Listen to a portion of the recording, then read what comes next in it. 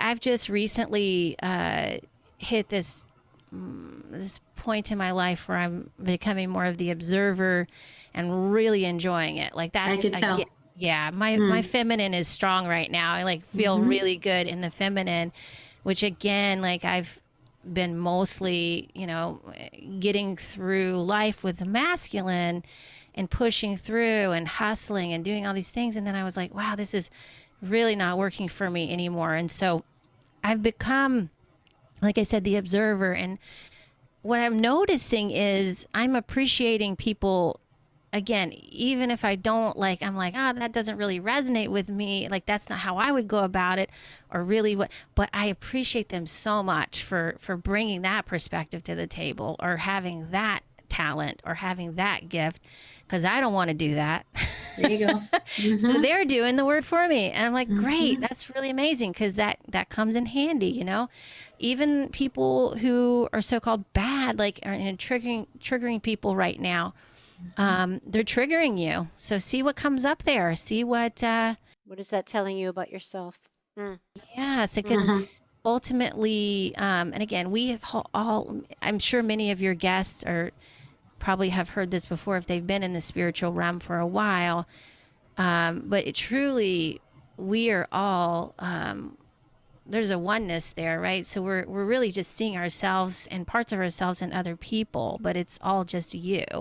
And so that's why I go back to saying you are the practice. Sometimes it's though very hard to acknowledge or experience that because it's so real. Like it's so real. Like I think I'm talking to Amy, but I'm really talking to myself, And so same for you. So if we can start to, cause like I see so much, there's so much meanness going on right now between people and even just in media, just like with this whole, like, I don't know if I could bring this up on your show. I feel like you just had a show about the vax thing, but no, please. I'm noticing open conversation. Okay, good. So absolutely. Well, I'm just noticing this this level of there's no compassion, I feel like, for either side in some ways. So there's people saying there's no compassion for people who have had adverse reactions or have had people that they love have terrible reactions to the vaccine. And then there's also no compassion for people who have been vaxxed and feel like that was the right decision for them. And so there's this like this separation and this real just hatred for animosity. Each other. Yes. And I've never seen anything like this before. I had a really, for me, the wake up call was when my son, he was 18 months at the time. He had the MMR vaccine and he had seizures afterwards. And then I was like, wow. And I didn't know anything about this back then. And so it was a shock to me. And, then I experienced the doctors lying to me. Lied about what? Well, so he had the seizures and we said, we had gotten a sheet of paper. This was a week after he got the vaccine. He started throwing up. He started having diarrhea and throwing up at the same time and had a high fever. And then he started having seizures right after that. And so the paper that they give you, it will give you after the vaccine, it'll give you, it'll say, okay, 1 in 14,000 will have this afterwards, right? And it was to a T exactly what happened to him. I was like, surely this was the vaccine. This it says it on the paper. It's right here. And my pediatrician said, oh, no, it's not the vaccine. I think he has epilepsy. And I was like, really? And of course I was like devastated as I was like, well, how did that happen? And that doesn't make sense either, and again, I hadn't been exposed to any of this. I wasn't even involved in the CHEK Institute at this time. So I really didn't know that this was going on. And we were at the time very close to the CDC. We were at the, in like the Emory area.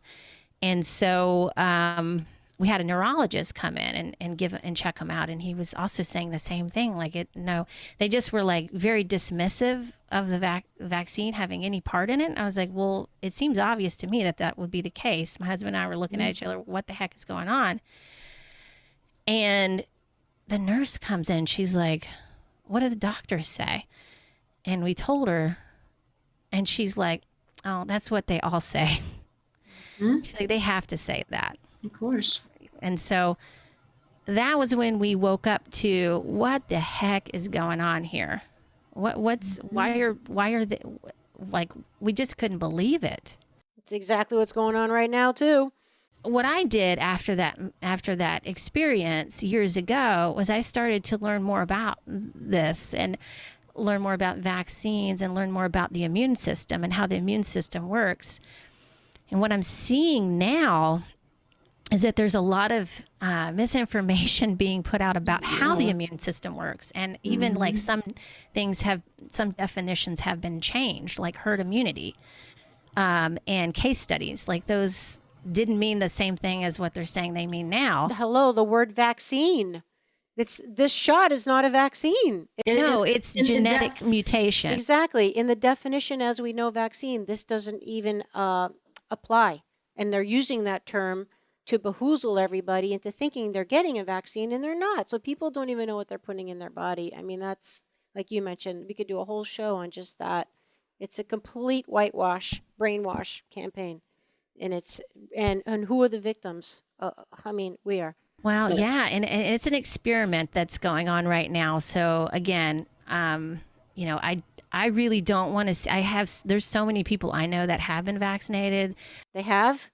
Yeah, I mean, lots of my clients and some of my family members. And I told many people, I said, just wait and see what happens. Just wait, give it time. Because I mean, I know my stance on it, but I know other people were contemplating whether to do it. And I said, just wait. I especially told my mom, I said, please just wait and just see what happens, see what, how, because this is so experimental. And of course, people just went ahead and got it. Of course, because they are just believing the narrative is true.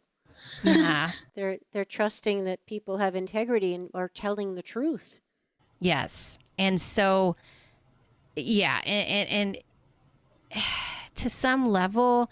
And so it's really weird to me that people wouldn't look at people who have had adverse reactions to this or just, want the information, right? Want to have informed consent, have the whole story. You can't make the right decision if you don't have all the information. Exactly. And people and I've heard some pretty bad stories, like some people have some serious neurological issues after this. And people have died.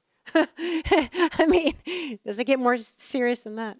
VAERS is saying, last I saw, it was like 9,000, but I don't know how many of those get reported. So, and I was just going to say that's like, it can be like your son's vaccine situation. I mean, how many actual are there, but nobody ever classifies them or categorizes them as associated with this shot. Well, yeah, they've made it, they've actually made it, I believe seizures don't count for being able to report adverse reaction. Wow. After the vaccine for some reason. I can't remember why that reason is, but they can't report. Because the numbers would go really high.